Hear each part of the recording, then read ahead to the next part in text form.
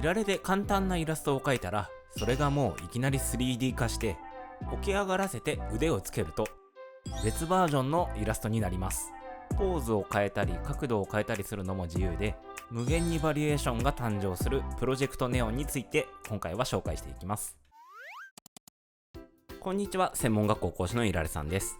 今日はいられと親和性の高い 3D 編集ソフトプロジェクトネオンを使ってみたいと思います。無料でできるやつです。これで 3D って聞くと難しそうに感じますよね。実際難しくって私も何十回と挫折してるんですけど、今回のこれは割といけました。いられとの親和性も高くって新しい可能性を秘めているのがプロジェクトネオです。一体プロジェクトネオはどんなものなのか、意外といけるっていう感覚から見えてくる Adobe の新戦略とは、いられと親和性が高いという秘密とは。今日の動画を見れば自分のイラストをいろんな角度から見ることができて、新しい魅力を発見できるようになるかもしれません。ぜひ最後までご覧ください。このチャンネルでは楽しく分かりやすくをモットーに、デザイナー、クリエイター、センスを磨きたい人のために情報を発信しています。続けて見ているうちにスキルアップするはずです。役に立つ情報だなと思ったら、友達や SNS などに拡散をお願いいたします。高評価とともにぜひポチッとお願いします。さて、本題に入る前に、先日とあるコメントをいただいたので紹介させてください。このコメントが今回のテーマの核心をついたコメントなんです。それがこちら。私はペンツールを使うとイライラするので鉛筆ツールを使用しています。思い通りにはなかなかなりませんが、まだペンツールよりはマシです。ちなみにイラストは下書きなしで直感的に作ります。だからペンツールが必要ないのかもですね。自分の作った下書きの通りに線をなぞるのも嫌です。素直ではないから。というコメントです。ショコミワさん、ありがとうございます。ペンツールイライラする気持ちめちゃめちゃわかります。難しいですよね。実際ペンツールって覚える必要あるんですかって質問されることもよくあります。皆さんも一度はこんな大変な思いまでして覚える必要本当にあんのって頭によぎったことあるはずです。で、その答えが今回の動画の核心につながっていきます。ということで、ペンツールって本当に覚える必要があるのかっていう質問から答えていきたいと思うんですが、ここは論より証拠です。いられと Photoshop を比較した実験をやってみたいと思います。その実験というのがコピペです。で、Photoshop の画面でブラシツールを使って適当なイラストを描いていきますと、ちょんちょんちょんと。はい。で、こちらイラストが描けました。レイヤーの中身もイラストだけのシンプルなものですね。で、このイラストを編集のコピーしてメモ帳やテキストエディターに貼り付けをするとどうなるでしょう。貼り付け。クリックしましたけれど何にも起こりませんよね。こっちで貼り付けをしたら全然普通にこうやって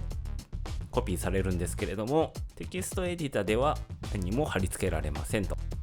これが Photoshop の挙動です。ではイラストレーターになるとどうでしょう。はい。ではこちらがイラストレーターの画面です。先ほどと同じブラシツール、こちらを使ってイラストレーターで描いた場合どうなるかというと、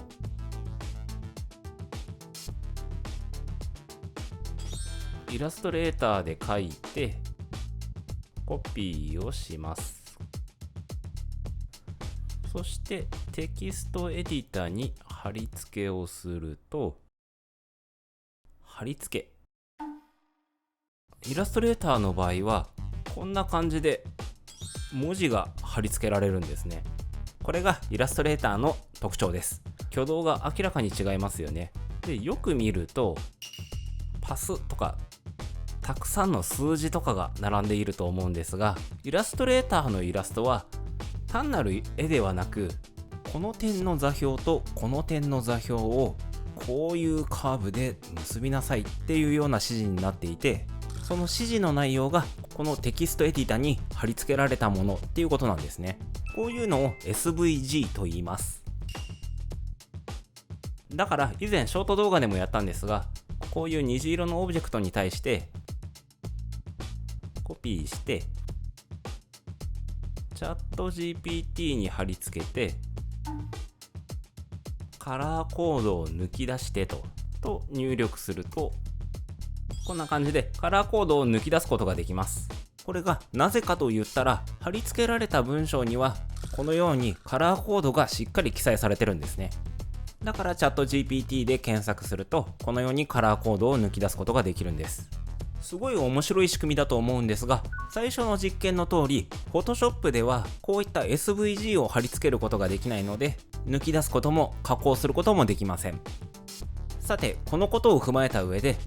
ペンツールって覚える必要あるんですかっていう質問に答えると、それはやっぱりありますっていう答えになるんですよね。ペンツールはただイラストを描くだけのものではなくって、このコードを書いたり整えたりする作業そのものなんですよね。人間視点では Photoshop もイラストレーターも変わらないとは思うんですけれども、パソコンの内部内ではこんな感じで全然別の作業が行われています。たとえ同じものを書いたとしても、イラストレーターではこのように二次利用、三次利用が可能になっています。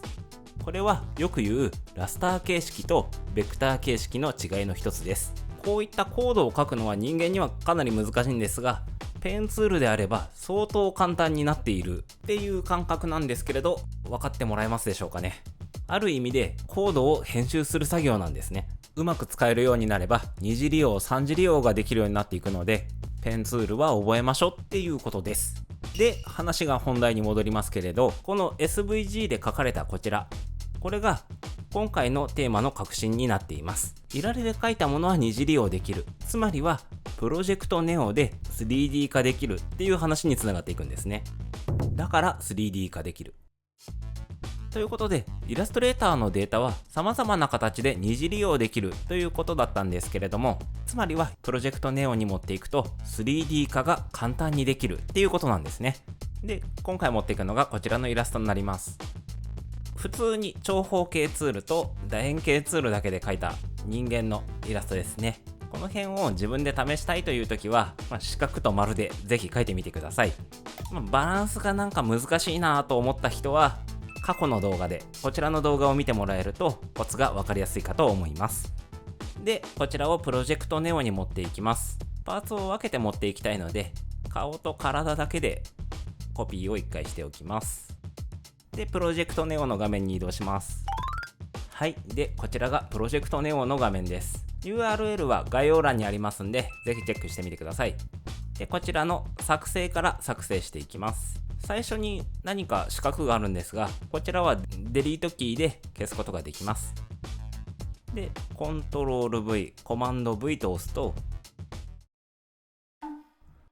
貼り付けただけで先ほどのイラストが立体化するんですね。すごいですよね。人間視点ではただ普通にコピペしただけなんですけれども、パソコン視点だとこれは SVG のデータを貼り付けたっていう状態になります。そもそもプロジェクトネオはイラストレーターの操作間で 3D 空間を扱えたらどうなるだろうという Adobe の思想から生まれています。専門家向けのいわゆるガチの 3D ソフト、例えばブレンダーなどですね、を作るのではなく 2D デザイナーのためにイラストレーターの進化系として開発されたのがプロジェクトネオなんです。だから基本的な操作はイラストレーターとほとんど同じ感覚でいけます。例えば左上にあるここの矢印のツール、選択ツールですね。おなじみです。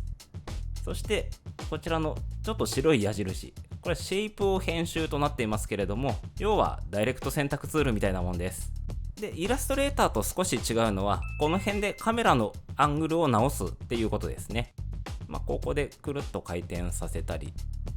しまして、こっちが縦方向ですね。こんな感じでいきなり 3D の編集からスタートすることができるんです。ちょっとカメラの向きに迷った時はこれをクリックすると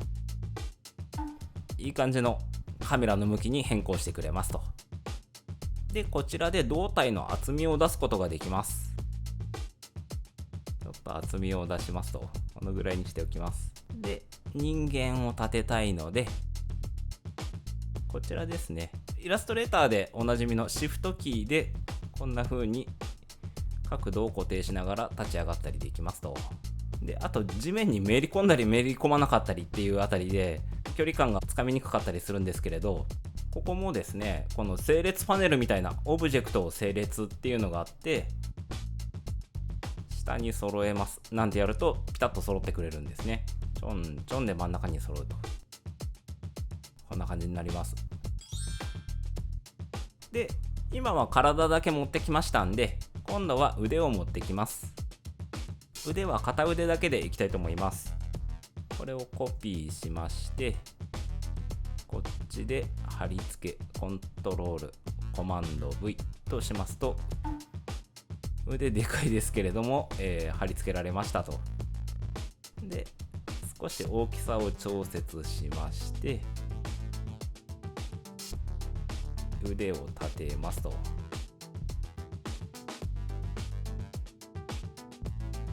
どうでしょうかね、こんなんで。コピーもイラストレーターの操作と同じで、オルトまたはオプションを押しながら移動でコピーすることができます。イラストを即立体化することができました。で、さらにスタイルというのがあって、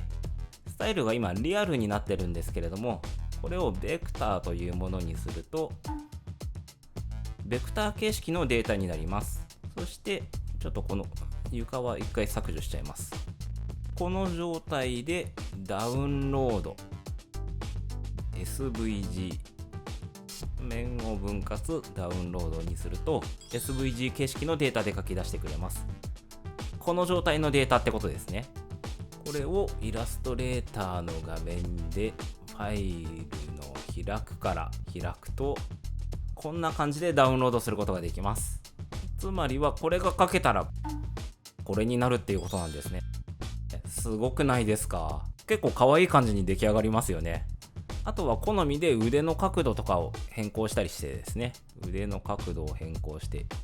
で、あと画面の角度もちょっと変えてみましょうか。今度はこっち向きでダウンロード。そうするとこんな感じでまた別角度のイラストがどんどん出来上がっていくということで、とっても面白い機能ですよね。ということでまとめです。ということで今回は簡単にプロジェクトネオについて触ってみました。2D だったイラストが 3D 風別アングルになって帰ってきました。カメラアングルを変えたりポーズを変えたり、どれほどでもバリエーションを作ることができます。すごいですよね。いられの内部のかなりディープな部分にも触れてみましたけれども、いかがでしたでしょうか。いられの可能性すごい、プロジェクトネオやってみたいって思ったらチャンネル登録高評価よろしくお願いいたします。で、今回のプロジェクトネオも言ってみればいられの延長線にあたるツールでした。操作感も似てますし、いられを覚える価値が高まるツールかなというふうに思います。もし基礎からいられについて学びたいと思ったら、私の有料講座もおすすめです。自分で言うのもなんですが、ペンツールとか覚えやすいと思いますし、基本操作なんかも覚えられます。また先日即戦力レベルアップ講座という新しい講座も登場しました。いられは操作できるんだけれど、あと一歩足りない気がすると感じている人におすすめしたい講座です。また私のいられの本も発売中です。どちらも YouTube では話していない内容がたっぷり入っていますんで、興味のある方は概要欄のリンクからチェックしてみてください。私は YouTube の他に X、ブログ、TikTok もやっています。ぜひそちらの方もフォローよろしくお願いいたします。ここまでご視聴いただきありがとうございました。関連動画や次の動画でお会いいたしましょう。ではまた。